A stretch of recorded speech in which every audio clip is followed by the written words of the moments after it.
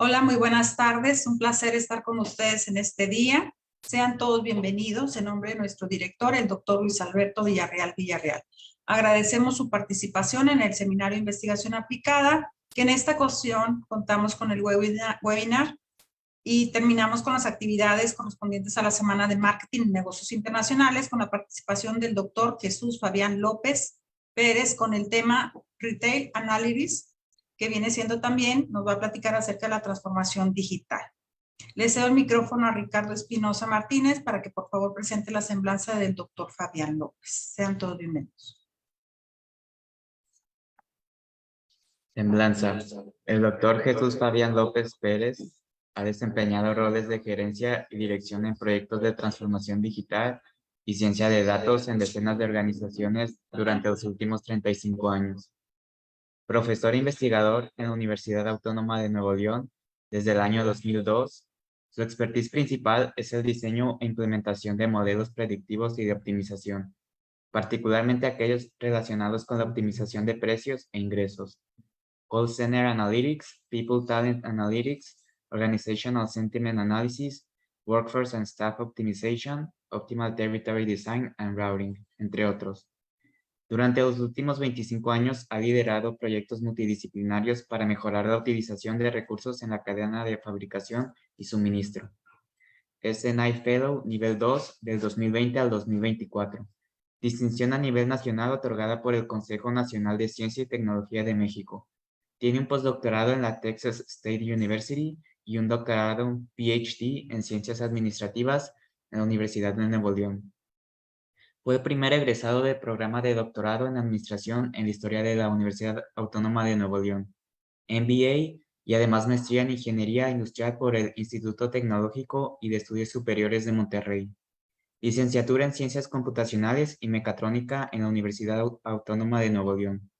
Varias certificaciones avanzadas, una de ellas en Ciencia de Datos como Certified Analytics Professional por el Institute for Operations Research and Management Sciences. Organización dedicada a la investigación científica y certificadora más importante a nivel mundial. Ha publicado varios de sus trabajos de investigación científica en revistas indexadas reconocidas a nivel internacional, así como varios libros en el campo de la investigación de operaciones.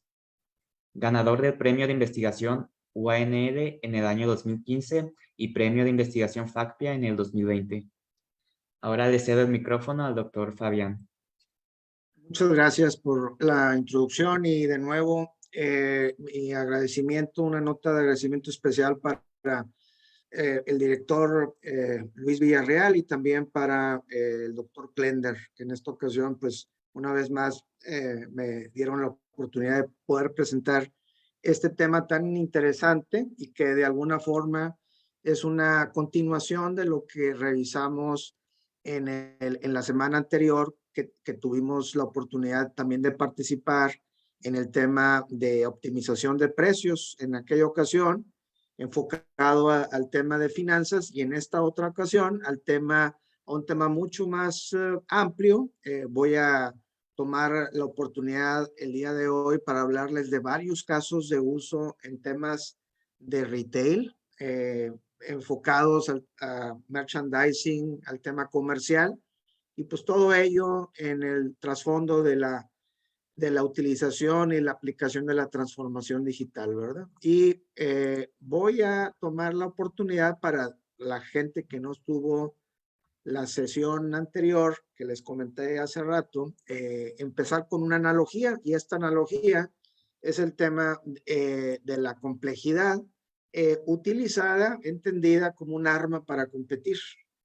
Y en este sentido, si vemos los dos tipos de aviones, vemos que la complejidad percibida es la que aparece del lado izquierdo, con un avión, pues una máquina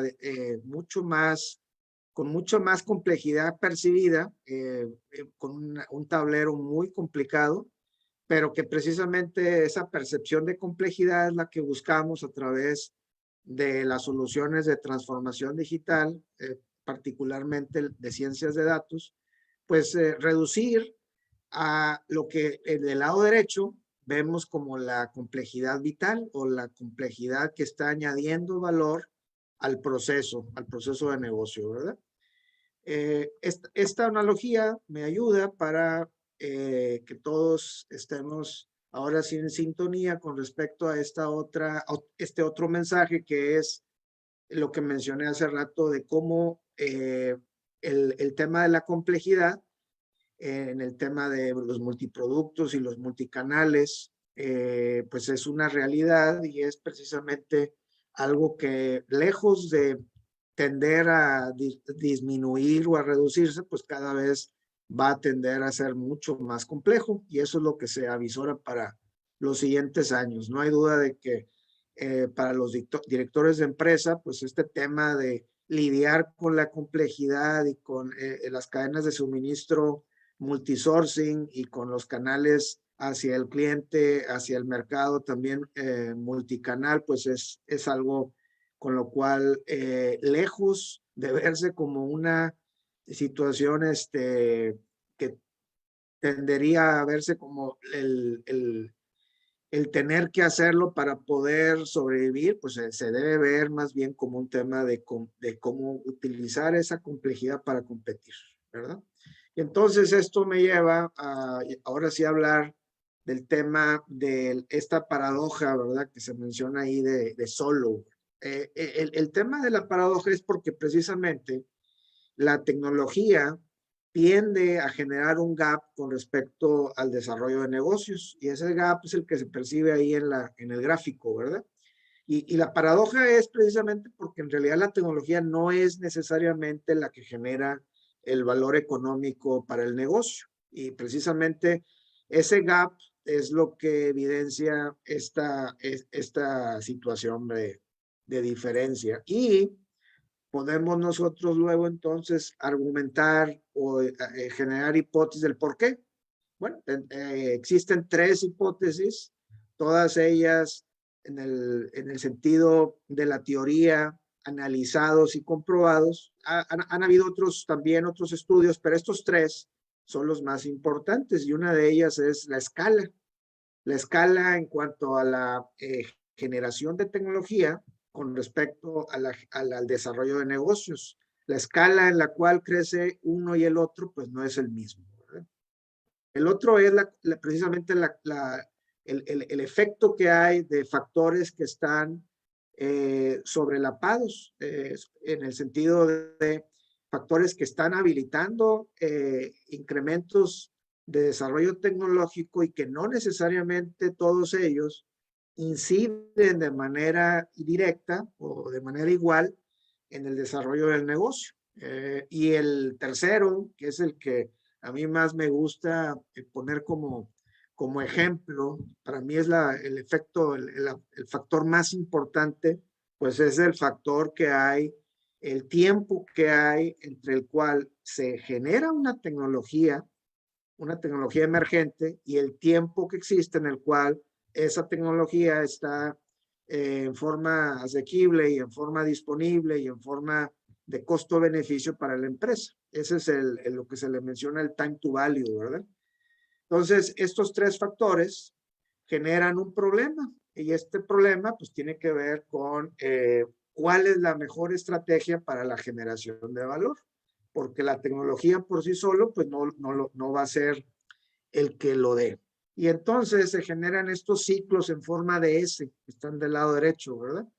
Y esos ciclos tienen que ver precisamente con el comportamiento que hay de una tecnología emergente con respecto a una tecnología ya madura, tecnología madura que nos da la oportunidad de poder empezar a consumir y aprovechar ese beneficio en el sentido del negocio, ya sea para poder generar optimizaciones en los procesos o para poder generar nuevos modelos de negocio. Entonces, en estos ciclos de tecnología que tenemos del lado derecho, vemos del lado izquierdo, vemos del lado derecho lo que se le conoce como la dualidad de las trampas, ¿verdad? Hay una dualidad de trampa en el sentido de que si estamos nosotros enfocados únicamente en utilizar tecnologías ya bien conocidas y maduras, pues eso nos va a llevar a un enfoque de eficiencia, ¿verdad?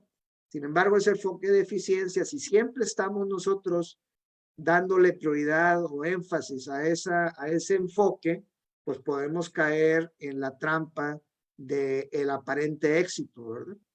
En cambio, si me voy al otro extremo, que es el estar continuamente buscando innovación, un enfoque más hacia la innovación, pues puedo caer en el otro extremo, que es precisamente la trampa en la cual continuamente estoy buscando capturar o treparme a una tecnología emergente, lo cual pues también puede generar una trampa. Ambos casos pues son complicados, ¿verdad? Y eso entonces me lleva a lo que es el concepto de flexibilidad como estrategia para la generación de valor en la transformación digital, que es un balance, ¿verdad? Ese balance entre lo que es el ciclo de explotación de una tecnología madura con respecto a lo que otras áreas de la empresa, otros grupos de investigación y desarrollo dentro de una empresa deberían estar explorando o buscando como nuevas alternativas. Entonces, ese es el balance al que me refiero aquí, ¿verdad? Y entonces, este tema del balance me lleva a lo que es este enfoque que no solamente aplica en la transformación digital, sino también en la investigación científica en general, que es el partir de una teoría ya conocida para llegar a una confirmación de esa teoría, que es un enfoque más deductivo, que eso es lo que se ve del lado izquierdo, ¿verdad?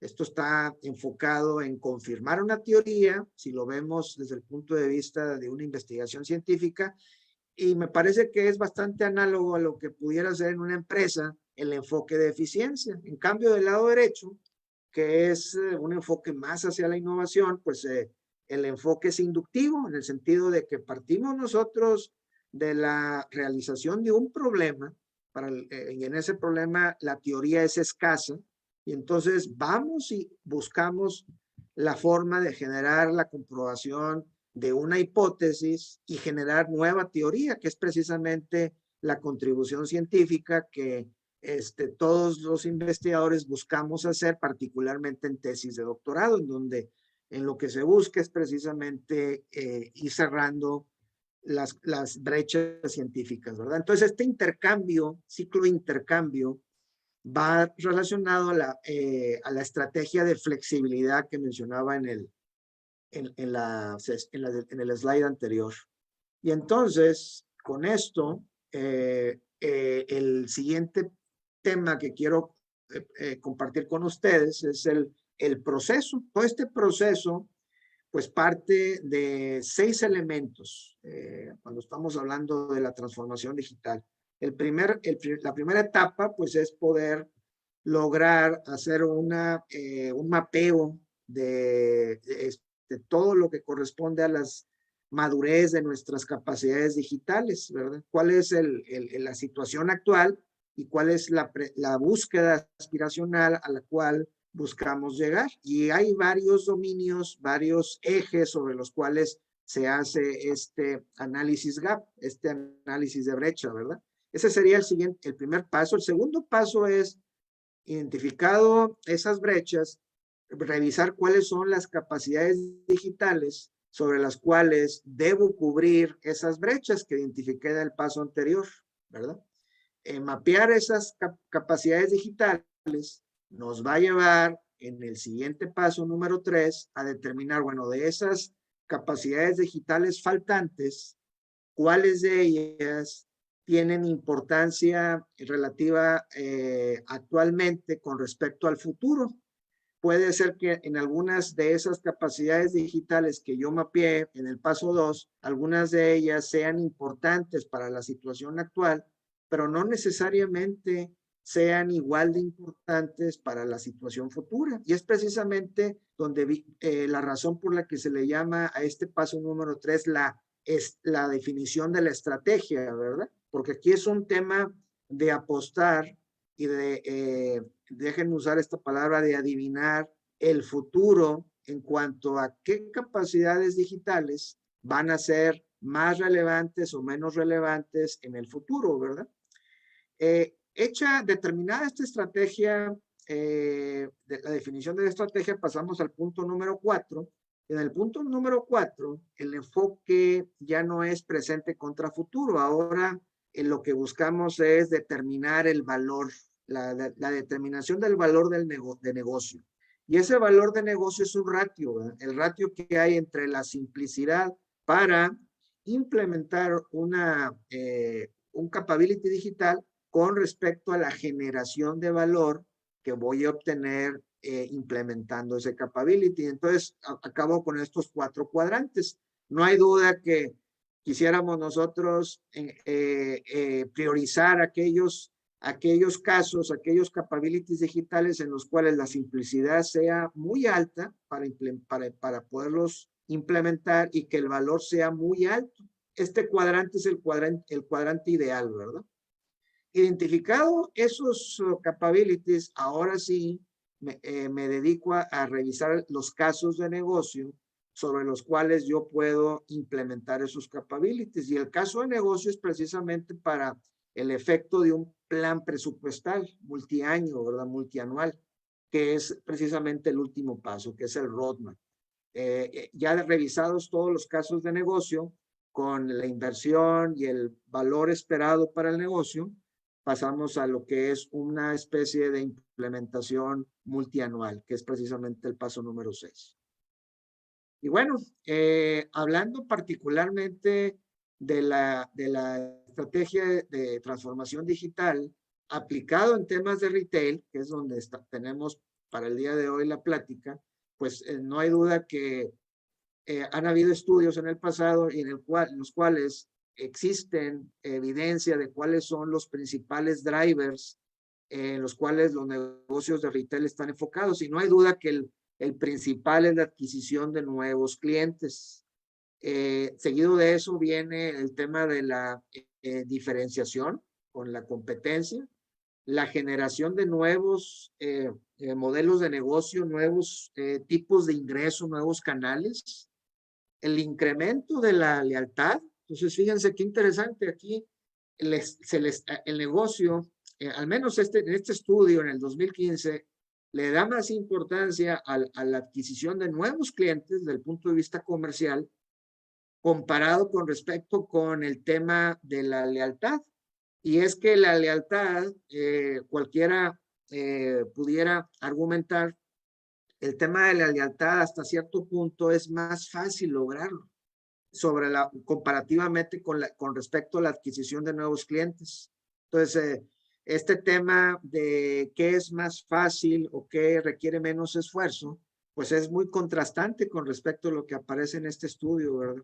Ya luego aparecen otros temas, otros casos de uso dentro de este estudio. El último que aparece es el tema de costos, ¿verdad?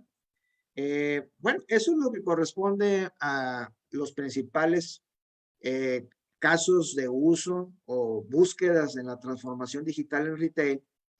Algo que al final me ayuda a determinar las 3 grandes avenidas es lo que aquí se denomina como con tres letras, que es la optimización de los procesos, que es el design, el tema del customer engagement, que es la optimización del relacionamiento con clientes, y que es el game changer, es la generación de nuevos modelos de negocio. Entonces, todo se encapsula a estas 3 avenidas desde el punto de vista de la transformación digital aplicado en retail, ¿verdad? Vamos ahora a comentar qué podemos nosotros esperar, pretender en cuanto al resultado o a la búsqueda de un resultado de acuerdo al nivel de madurez que una empresa pueda tener en relación a la transformación digital como un reflejo de los capabilities digitales. Bueno, pues esto es como una especie de escala en la cual, pues, en el peor de los casos, digamos, la etapa más infante de la transformación digital, pues el tener estos capabilities me ayuda a monitorear el desempeño del negocio, ¿verdad? Que esto pues nos recuerda mucho lo que es las herramientas de BI que tienen las empresas. ¿Qué podemos nosotros, en la medida en la cual tenemos mayor madurez en el tema de transformación digital, pues lo ideal sería todo eso, capitalizarlo y monetizarlo en las tres grandes avenidas que mencionábamos hace rato? Y no hay duda que la pretensión máxima que pueda haber en una empresa en temas de transformación digital, pues precisamente es hacer metamorfosis del esquema de negocio, del modelo de negocio, ¿verdad? Que es en donde se genera inmediatamente la posibilidad de generar nuevos clientes y nuevos canales hacia el mercado. Bueno, entonces, ¿cuáles son? Bueno, esto es algo, digamos, parecido, redundante a lo que ya mencioné antes. Si se fijan, aquí también en esta otra estudio, la adquisición de nuevos clientes sigue siendo la principal búsqueda, ¿verdad? Si vemos ahora en el tema de transformación digital, los dos grandes ejes, el horizontal tiene que ver con los habilitadores multigénero, que básicamente es tecnología, comparado con el eje vertical, que es donde está el tema de la analítica, ¿verdad? Que es el tema principal sobre el cual vamos a hablar el día de hoy. Y entonces en este digamos, cuadrante donde tengo dos escalas, dos ejes, pues lo que buscamos es encontrar los casos de uso. El caso de uso es precisamente la intersección de estos dos ejes que estamos aquí viendo. Voy a hablar de los dos ejes a continuación en los siguientes slides. Mencionábamos que uno de esos habilitadores en el eje horizontal es el Big Data. Ahí aparecía en el eje horizontal. Y el Big Data, pues en realidad en algunas empresas está entendido de una manera y en otras de forma diferente.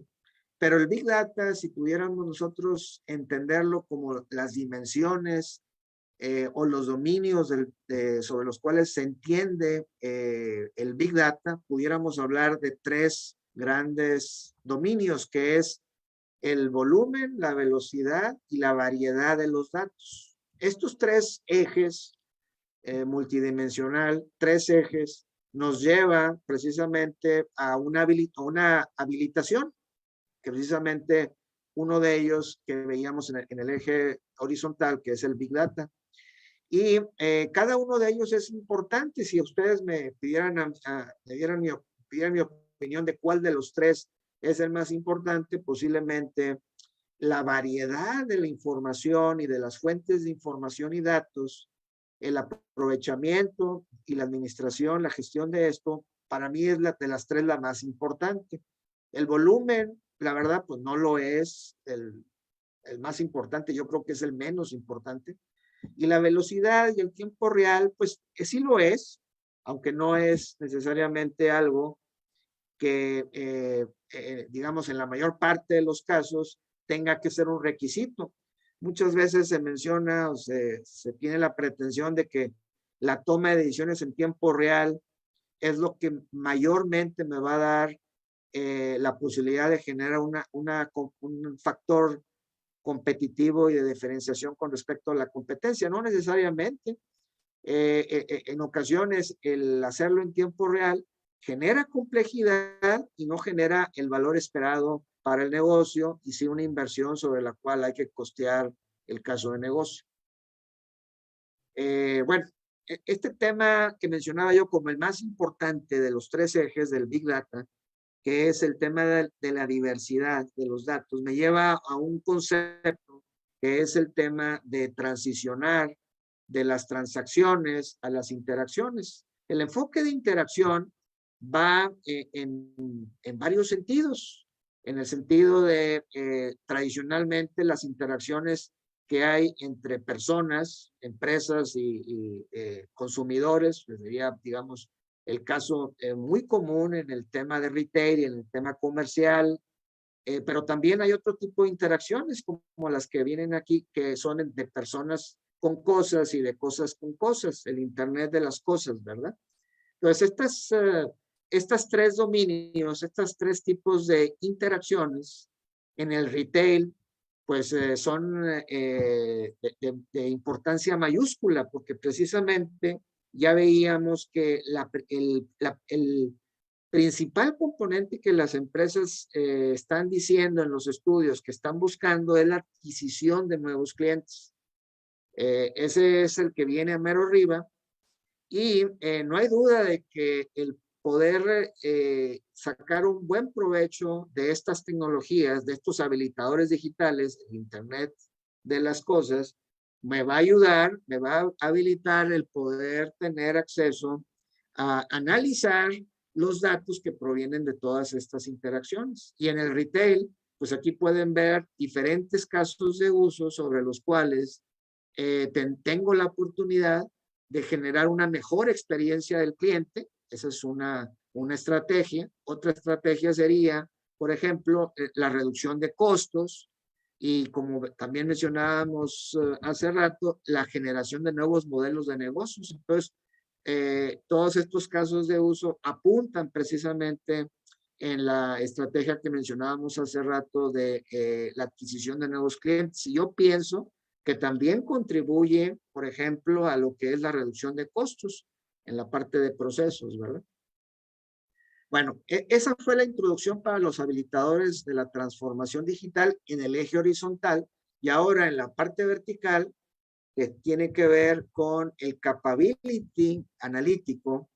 Bueno, pues este slide ya lo veíamos, lo introdujimos la sesión anterior el viernes, y en este slide se ve claramente cuál es la evolución en el valor del análisis de los datos, que van desde la preanalítica, que es mucho esto del business intelligence y del reporteo, pasando con la predictiva, los modelos predictivos, y la parte de optimización, que es los modelos prescriptivos, ¿verdad?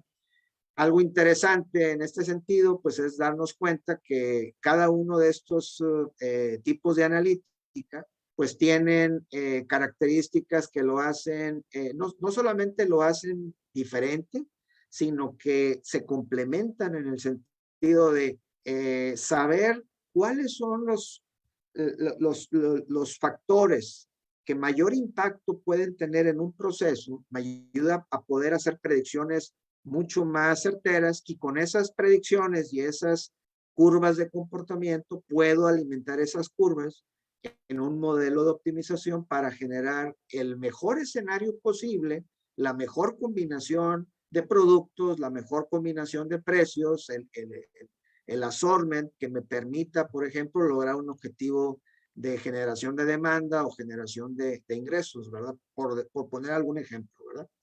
Entonces, si alguno de ustedes al final tiene alguna duda respecto a lo que aparece del lado derecho, me gustaría también que luego me lo pregunten. Desde el punto de vista organizacional, ¿cuáles son los skill sets? ¿Cuáles son digamos, las características que una organización debería tener en su mezcla de talento, precisamente para el desarrollo y la implementación de proyectos de transformación digital, tomando en cuenta que la analítica avanzada es uno de esos capabilities? Y bueno, esta filmina también la mencionábamos la sesión anterior. Hay, digamos, tres grandes tipos de analítica, la que tiene que ver con el BI, decíamos, la minería de datos, la predictiva. Y en esa predictiva también mencionábamos que hay dos grandes ramas, que es la estadística multivariable tradicional y el machine learning. Una diferenciación notable de estas dos corrientes es que la estadística multivariable busca y se enfoca mucho más en la explicación de los problemas. ¿Qué factores tienen más o menos impacto? Y esto, pues, es muy conocido en todas las conversaciones con los candidatos del doctorado. Si lo que buscamos es más enfocarse a lo que es la predicción de por ejemplo, de un problema, cuáles son, dados ciertas consideraciones, ciertos factores, cuáles ¿qué es lo más probable que ocurra? La predicción de una variable de respuesta, pues los modelos de Machine Learning pueden tener mucho mayor utilización y beneficio. Y bueno, en la parte de optimización, del lado derecho, pues hay dos grandes tipos de prescriptiva: la optimización determinística, que es la que aparece ahí como optimización, y la simulación, que es la optimización no determinística o estocástica, ¿verdad? Esto me lleva a un desglose que aquí se menciona en el retail, de manera particular en retail, cuáles son aquellos modelos de predictiva en donde mayormente hay aplicación. Y bueno, pues va a depender desde luego del caso de uso, pero aquí vienen algunas de esas analíticas del área predictiva y como ustedes recordarán, mencionaba que en la parte de analítica predictiva hay tanto modelos multivariables supervisados, no supervisados, como también técnicas de Machine Learning. Aquí aparecen algunas de ellas, ¿no? Me lleva esto ahora a este slide que también mencioné, me parece en la sesión anterior. ¿Cuál es el modelo de analítica ideal?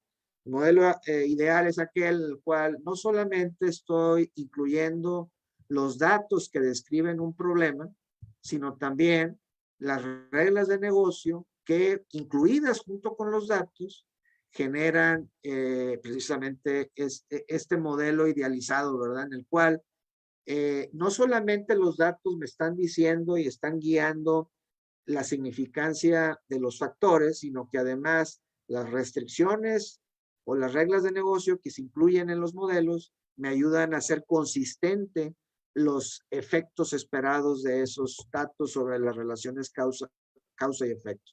Esta es la experiencia de ya algunos años dedicado al tema de ciencia de datos. Uno piensa que los datos es lo único que va a ser posible o va a ser necesario para implementar un proyecto de analítica avanzada y eventualmente uno de transformación digital, pero las reglas de negocio también al final son relevantes ser consideradas. El ecosistema, bueno, pues hay muchos proveedores. Algunas de estas marcas son comerciales, otras son open source. ¿Qué significa open source? Significa que no hay que pagar ninguna licencia por su utilización.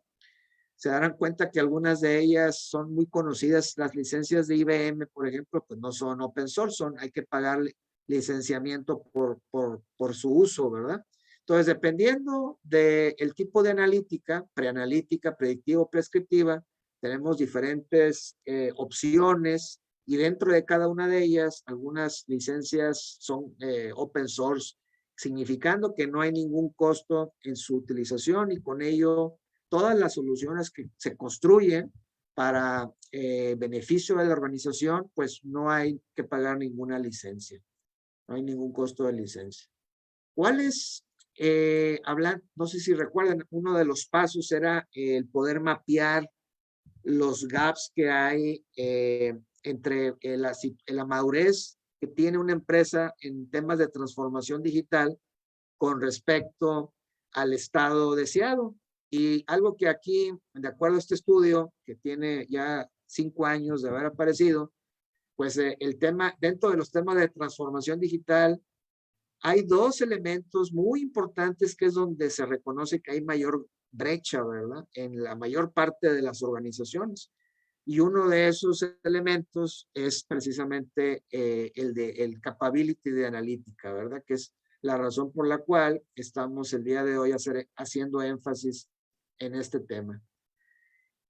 Tomando en cuenta ese gap y esa necesidad del tema de darle un entendimiento y un uso efectivo a la analítica, este otro estudio, pues es un estudio ya un poco más reciente, tiene que ver con el índice de uso, la intensidad de uso en diferentes países del tema de la analítica. Y bueno, pues se darán cuenta que el caso latinoamericano pues no es muy favorable en cuanto a su uso. Hay algunas regiones del mundo, yo podría, por ejemplo, el caso de la India es de interés muy particular, que es donde aquí se evidencia que la cantidad de ciencia de datos que se está haciendo en aquella parte del mundo, pues es muy relevante y se está exportando hacia otras partes del mundo, ¿verdad? Caso curioso, el caso de Chile no apareció igual, ¿verdad? Pero bueno, aquí quizás Brasil y Chile es donde hay un poco más de utilización en el caso latinoamericano. Ya visto todo introducción para el tema de la transformación digital aplicado ahora en retail, vemos dos formas de transitarlo. Una es a través de los casos de uso funcionales, que son una especie de horizontales en el sentido de que son casos de uso funcionales que pueden ser aplicados no solamente a retail en la vertical, sino también a otros tipos de industria. Por ejemplo, a servicios financieros, ¿verdad? Que pues, fue, digamos, parte de lo que platicamos en la sesión anterior, el viernes pasado. Entonces, esta es una forma taxonómica de describir los casos de uso de transformación digital. Algunas de estas tendrán que ver con retail, otras no tanto, pero me lleva ahora sí esta guía funcional, horizontal, para ahora poner un ejemplo en el cual aquí estamos ya hablando de casos de uso en verticales, ¿verdad? En industrias específicas.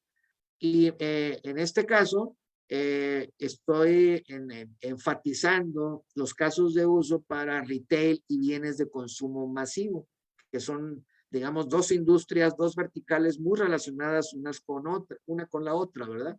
Y aquí aparecen varios casos de uso. Voy a entrar en detalle un poco más adelante, pero aquí ya desde aquí ya podemos darnos una idea de cuáles son esos casos de uso para retail. En el caso de retail, hay, digamos, tres grandes elementos sobre los cuales los casos de uso están enfocados.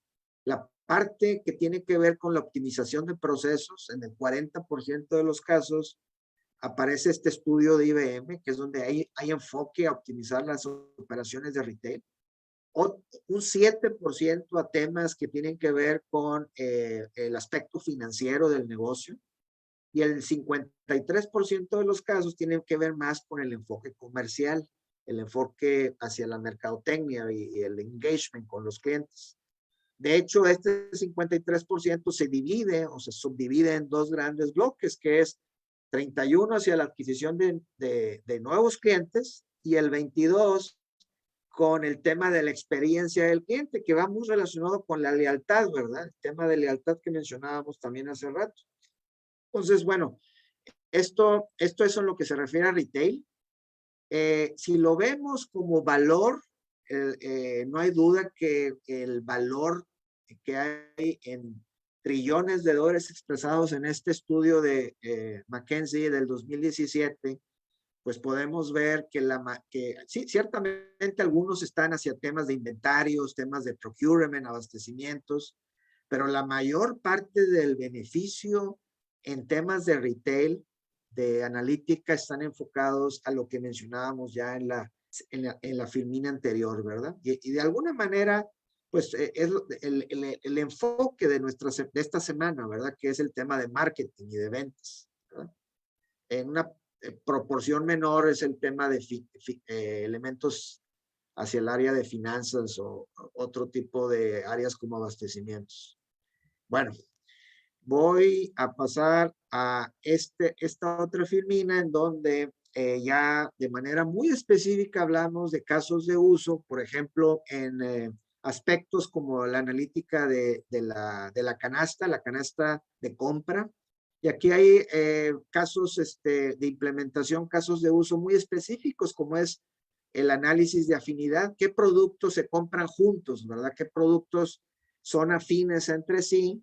Y eso me lleva a otra opción, a otra alternativa que es, bueno, teniendo insight de este análisis de afinidad, ¿cuál puede ser la optimización en la cual yo oferte la canasta de venta, la canasta al cliente en la optimización de la oferta, que va muy relacionado a lo que es el assortment y a lo que es la optimización de precios, que es uno de los casos de uso que mencionábamos en el viernes pasado. Otro elemento más caso de uso es el camino de compra. Y este tema del camino de compra, quizás en canales tradicionales, como es el canal físico de la tienda, pues a lo mejor no tiene tanta relevancia, ¿verdad? Pero, por ejemplo, cuando estamos hablando de un canal digital, el poder analizar la forma en la cual el click stream de un cliente está ocurriendo, me puede ayudar a determinar en qué momento debo yo darle la oportunidad al cliente para hacerle alguna oferta específica y con ello poder aumentar la canasta, o también en qué momento tengo que persuadir al cliente para facilitarle ahora sí que el checkout de la canasta, ¿verdad? Y poder asegurarme de que el cliente vaya de manera enfocada hacia lo que es la compra, la compra y el checkout final cuando se está en un ambiente sobre todo un ambiente digital de e-commerce, ¿verdad? Aquí aparecen otros casos de uso. Por razones de tiempo, quise mencionar los primeros que están aquí en el bloque de la canasta. Otros que tienen que ver con la analítica de clientes, pues tienen que ver con el tema de la segmentación y la generación de canales y cómo poder lograr que los clientes los pueda migrar de clientes de bajo valor relativo. Cuando me refiero a valor, me refiero a rentabilidad hacia segmentos de rentabilidad mayores, que es precisamente lo que me permite generar estrategias de promoción y estrategias de precios dependiendo del perfil del cliente y con ello poder generar también ofertas en tiempo real. No hay duda de que en Retail Analytics hay otros elementos que no tienen que ver con el engagement del cliente o con la parte de mercadotecnia, la parte comercial, sino que tienen que ver con la operación de la tienda, y esto me lleva a temas más, digamos, más tradicionales, como es el manejo de inventarios o el tema de la optimización del transporte, o inclusive a temas que tienen que ver con la cadena de suministro extendida. Bueno, esto es otra forma de ver la segmentación de los casos de uso en retail. Y me parece interesante porque aquí hablamos, lo estamos ahora sí que agrupando en 5 grandes elementos, componentes. ¿Cómo optimizo la oferta? La oferta, llámese, no solamente del producto, sino también del ciclo de vida de los productos que estoy ofertando. Eso es parte de la oferta. La optimización del lado derecho, la optimización del gasto presupuestal, de la inversión en campañas de marketing. Eso es un tema muy importante, dado que es muy usual, muy común que en las empresas de retail el gasto de mercadotecnia llegue a representar en ocasiones hasta el 20-25% del costo operativo de una empresa, lo cual es muy relevante. 20-25% representado en un gasto de mercadotecnia, y cómo poder optimizar ese gasto de mercadotecnia, pues se vuelve relevante, no solamente para temas de comercialización, sino también para temas financieros. La experiencia del cliente es otro bloque. La optimización de nuevos canales, y esto tiene que ver con la generación de nuevos modelos de negocio. Y el más tradicional de todos, que tiene que ver con la operación de la cadena de suministro, ¿verdad? Estos son los 5 grandes bloques de casos de uso en retail. Y bueno, en retail podemos esos mismos casos de uso, no solamente verlos en, digamos, funciones o funcionales del negocio, sino también se pueden clasificar en temas que tienen que ver con el impacto, ya sea estratégico, táctico o operacional en el negocio. Y aquí vienen en esta clasificación de estratégico, táctico, operacional, algunos ejemplos, cosas tan mundanas operacionalmente hablando como el poder hacer una recomendación de compra, hasta temas más estratégicos como es la ubicación de nuevas sucursales, de nuevos puntos de venta. Son cosas que En cada uno de ellos hay una diferenciación en cuanto al enfoque que se está buscando del caso de uso. Muy bien. Dentro de retail, el principal caso de uso es la demanda promocional. Y esta demanda promocional va muy alineado a lo que mencionábamos en el principal caso de uso de la transformación digital, que es la adquisición de nuevos clientes. Entonces, una de las formas analíticas de poder adquirir nuevos clientes y también, en cierta manera, la lealtad de los clientes actuales es el ser enfocado y el ser atinado en el tema de la demanda promocional, optimizar la forma en la cual hago las promociones y los descuentos me ayuda precisamente a estos dos temas que antes mencionaba. Análisis de comportamientos del cliente es el siguiente que aparece con grado de importancia. El tema del gasto de mercadotecnia, que es el que mencionábamos en la filmina anterior, la optimización del assortment, de la categoría, de la mezcla de productos, el tema de precios y el análisis de canasta. El análisis canasta precisamente es determinar cuáles son esas relaciones de afinidad que hay cuando se compra un producto, cuáles productos pueden ser promovidos como complementarios y con ello aumentar el gasto de parte del consumidor en su recorrido de compra, ¿no? Muy bien. Y bueno, ahora me toca en estos últimos 15 minutos hablar un poco más a detalle de algunos, voy a mencionar 4 o 5 casos de uso con mayor detalle. El primero, no voy a dedicar mucho tiempo porque es este que tiene que ver con precios y promociones y no lo voy a hacer porque de alguna manera ya lo platicamos, lo recorrimos el viernes pasado. Pero sí quise poner este slide porque este slide me ayuda a poder encapsular todo lo que recorrimos en la sesión anterior, que es el cómo con las elasticidades que salen de los modelos predictivos, de los modelos econométricos, puedo utilizar esas elasticidades para alimentar esos coeficientes en el modelo de optimización y con ello generar la prescriptiva del punto de precio óptimo para generar una demanda esperada, una demanda óptima, ¿verdad?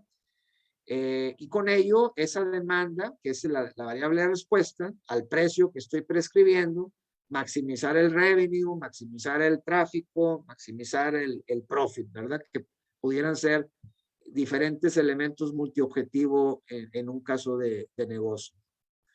¿Qué tipos de ejemplos en aspectos que tienen que ver con pricing? Bueno, pues el pricing promocional, enfocado en estímulos y campañas, el tema del markdown, más enfocado en darle manejo y administración al ciclo de vida de los productos, el tema de la competencia para generar participación de mercado y penetración, y el tema de las órdenes, ¿verdad? Son diferentes enfoques que platicamos el viernes pasado en relación al tema de pricing. Y también mencionábamos el tema de la elasticidad como el driver principal para poder sacar un beneficio en cuanto a la relación y la identificación de aquellos productos que en forma específica en ciertos canales son inelásticos y con ello poder habilitar un punto de precio que me permita mantener una demanda razonable sin que haya canibalización, pero con un precio diferenciado poder incrementar el revenue. Y lo mismo sucede con aquellos productos en los cuales son muy elásticos, que hay un efecto de canibalización importante o un efecto halo importante con la finalidad de tener mayor precaución al momento de hacer los cambios de precio. Y bueno, mencionábamos en aquella ocasión el tema de cómo con diferentes modelos paramétricos y no paramétricos, combinando todos ellos de una manera educada y de una manera inteligente, podemos llegar a un ensamble. Y ese ensamble no es otra cosa más que Lo voy a poner de una manera muy sencilla, es un promedio de todos esos modelos, tanto en el efecto del pronóstico como en el efecto del impacto de la elasticidad, ¿verdad?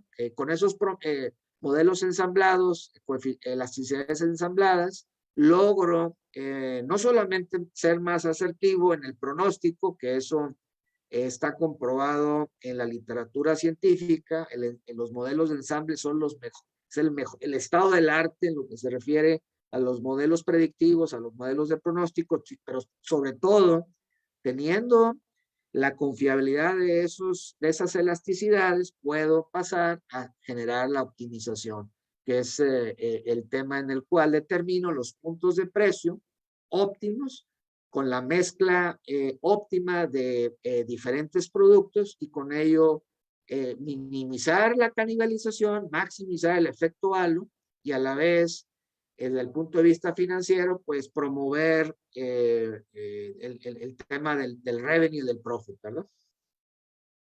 En la parte que corresponde al market basket, hay diferentes, digamos, es otra horizontal diferente de los casos de uso de retail, pues no hay duda que el analizar el ticket de venta tiene muchas formas en las cuales puedo determinar un beneficio o un insight para el negocio.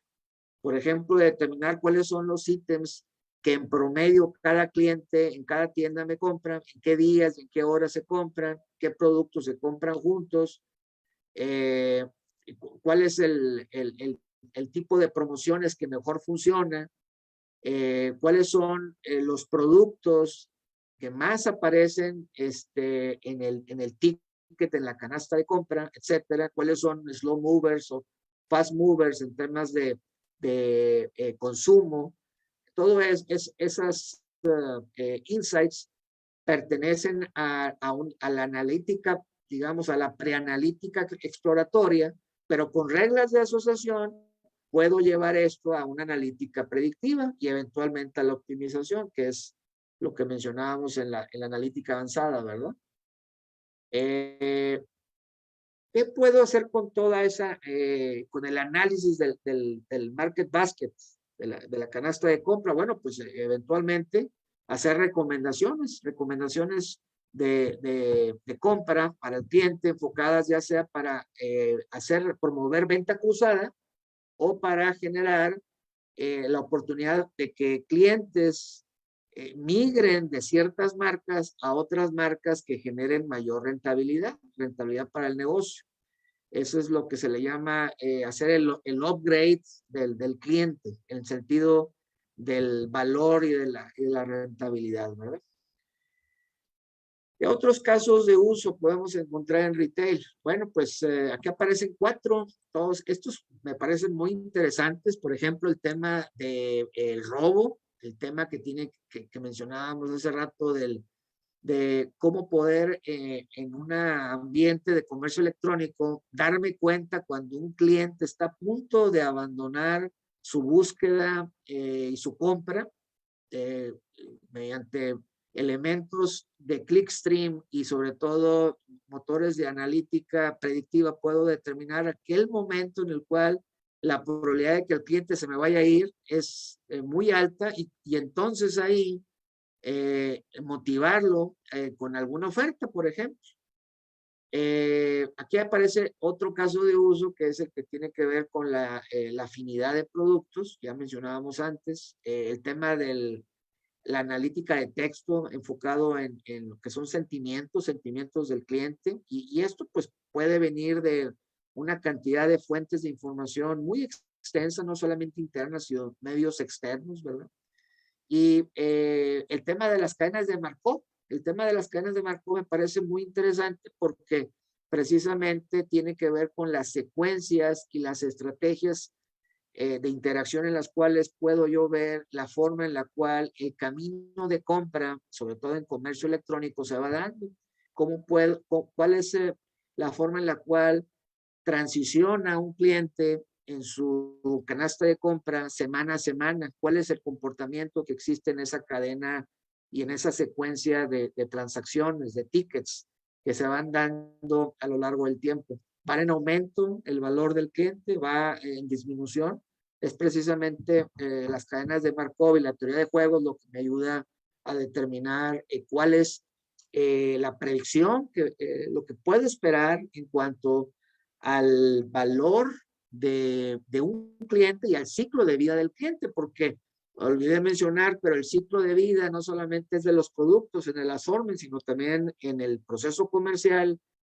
Todos los clientes tienen un ciclo de vida y ese ciclo de vida es el que se busca mediante estos modelos de transición y de secuencia, modelos de Markov, alargar y no solamente mantenerlo, sino, como decíamos también hace rato, incrementar el valor del cliente en temas de rentabilidad.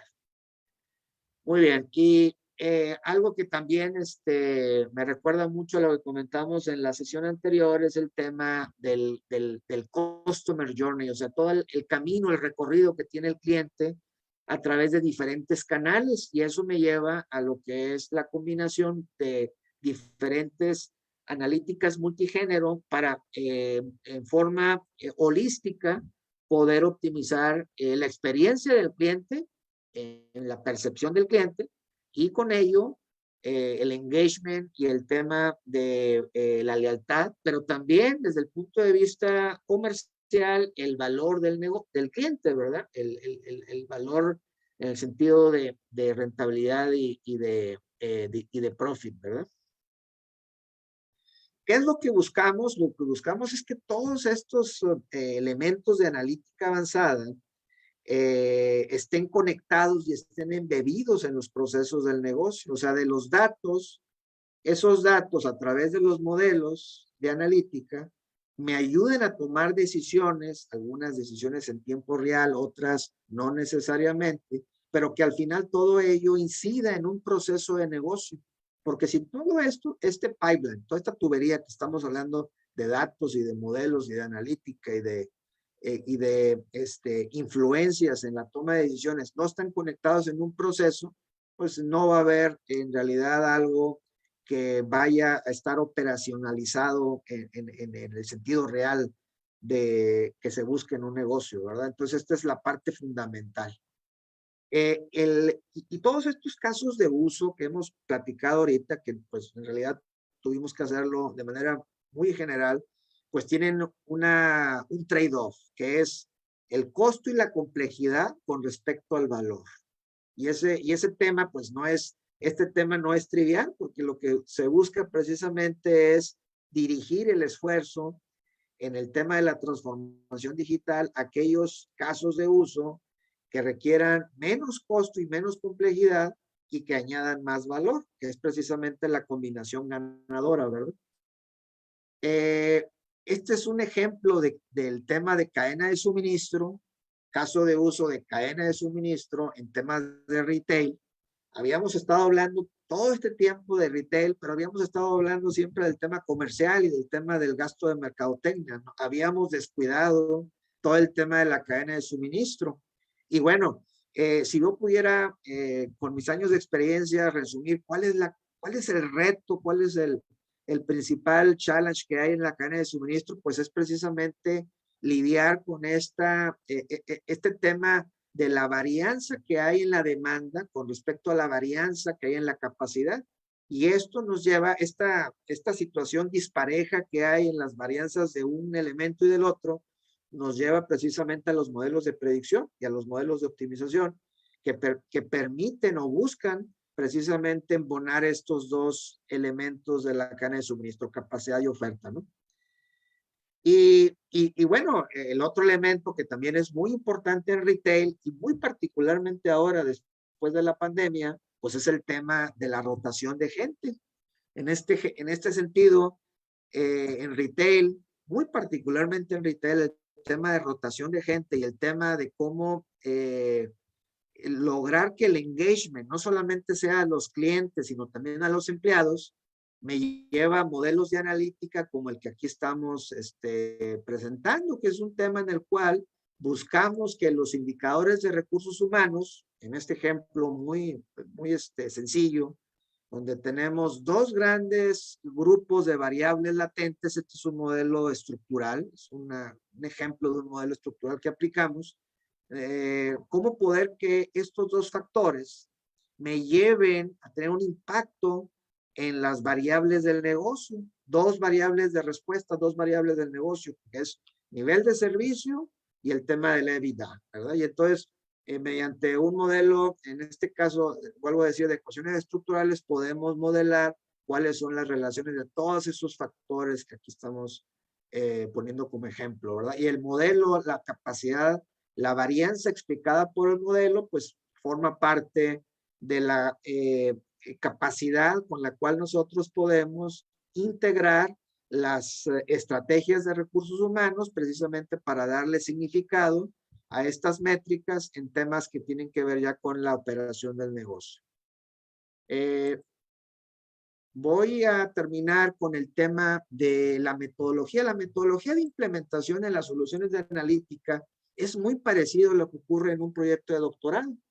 Es la definición del problema, el planteamiento de las hipótesis para solucionar ese problema, el desarrollo de los modelos teóricos y de los modelos, esos modelos teóricos son los que me llevan precisamente a la prueba de los modelos, a la prueba de las hipótesis y con ello a la operacionalización, que es precisamente el último elemento del ciclo de desarrollo de un proyecto de analítica y particularmente de transformación digital. Este tema me lleva a al último slide, aquí lo voy a poner, que es, ¿cuál es el enfoque o la estrategia de innovación que se busca en la transformación digital? Puede haber muchas, pero una que yo siempre promuevo con mis conversaciones es empezar por lo sencillo, enfocarse en aquella parte de la solución en donde mayor valor agregado haya, que haya resultados tangibles en cada una de las iteraciones de enriquecimiento del prototipo. El prototipo va evolucionando y va mejorándose y que al final me lleve a una combinación de costo, de tiempo y de riesgo pequeño. Y entonces buscar ir de algo en lo cual nos perdamos en temas de funcionalidad y en su lugar enfocarnos en lo que es valor y beneficio y no darle tanta importancia a la funcionalidad. La funcionalidad podrá venir después, en el momento que estemos transicionando en cada una de las iteraciones del ciclo de vida de un proyecto, ¿verdad? Este es el enfoque de prototipos, ¿verdad? En un proyecto de transformación digital muy relacionado a los temas de analítica. Y con esto termino. Esta es la última filmina. Me pasé un poco ahí del tiempo. Pero es como que las reglas de oro, ¿verdad? De la transformación digital. Nosotros podemos hacer analítica sin Big Data y no me dejarán mentir, pero pues precisamente para eso es el muestreo. El muestreo me permite, sin tener todos los datos, puedo seguir haciendo modelos teóricos y puedo seguir haciendo analítica. En cambio, al revés, no funciona, no hay valor para el negocio. Si puedo tener todos los datos y toda la tecnología del mundo, pero si no tengo capacidad analítica, pues no voy a generar valor, ¿verdad? Les doy las gracias por el tiempo. Espero que haya sido de utilidad, de interés toda esta plática. Y bueno, les dejo estas reglas para saber si en alguna de ellas hubiera alguna pregunta o algún comentario. Muchas gracias. Sí, doctor, muy interesante el tema, la verdad. Bueno, aquí el doctor Gustavo Alarcón nos indica, excelente presentación, felicidades. ¿Qué tipo y tamaño de empresas de retail usan más la analítica avanzada? Bueno, hasta hace, digamos, 3 años, muy relacionado también al tema de la pandemia, doctor Alarcón, veíamos nosotros que este tipo de temas eran más en la analítica y la transformación digital, eran temas que se transitaban en las empresas grandes, ¿verdad?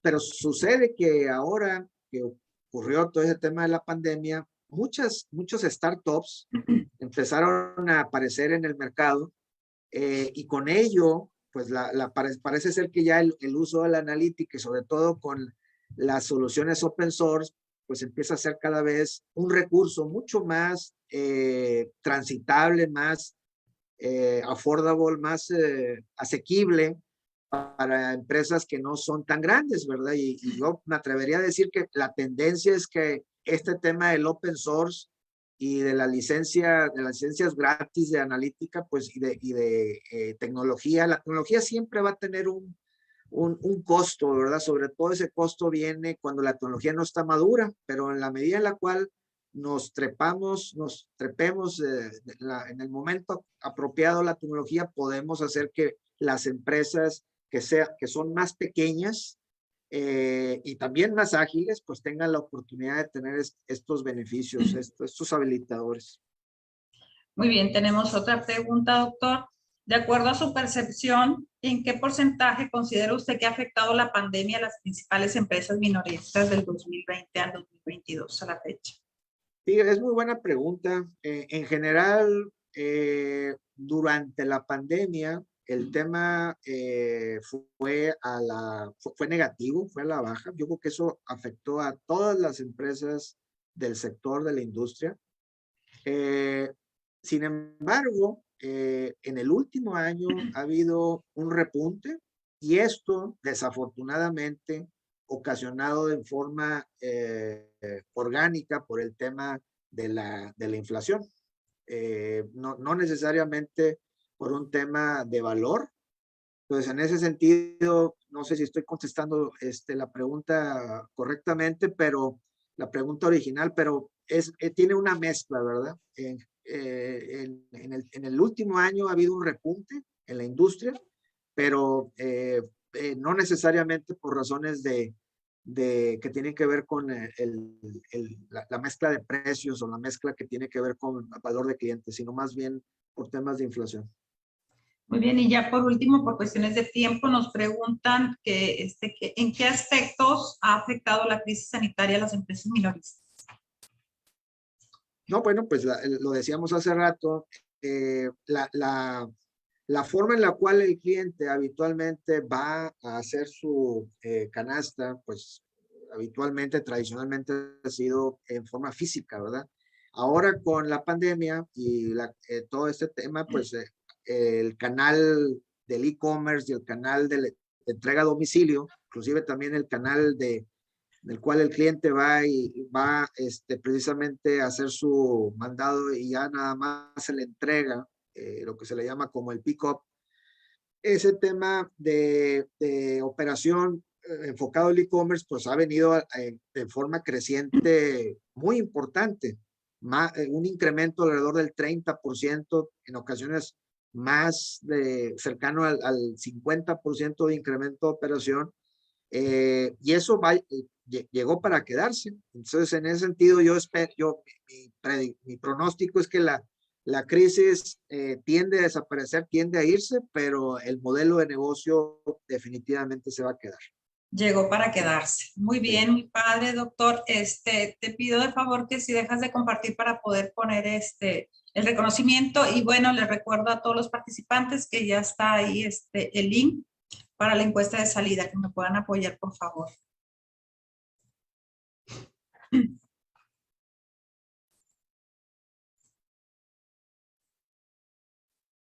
Muy bien, voy a hacer la entrega del reconocimiento virtual. La Facultad de Contaduría Pública y Administración de la Universidad Autónoma de Nuevo León otorga el presente reconocimiento al doctor Jesús Fabián López Pérez por su valiosa participación como expositor en el Seminario de Investigación Aplicada 2022 con el tema Retail Analytics, realizado el día 8 de julio del 2022, en el marco del 70 aniversario de la Facultad de Contaduría Pública y Administración, Alere Flaman Veritatis, Ciudad Universitaria San Nicolás de los Garza, Nuevo León. Firma el doctor Luis Alberto Villarreal, director de la Facultad de Contaduría Pública y Administración. Muchísimas gracias, doctor Fabián, por tu tiempo y disponibilidad para compartir tus conocimientos, y al igual también agradecemos a todos y a cada uno de los expositores de la Semana de Marketing y Negocios Internacionales, ya que pues igualmente están compartiendo sus conocimientos con la comunidad estudiantil y académica y empresarial. Muchas gracias, que tengan una excelente tarde. Muchas gracias, buenas tardes y que estén todos bien. Gracias, doctor, hasta luego. Hasta luego.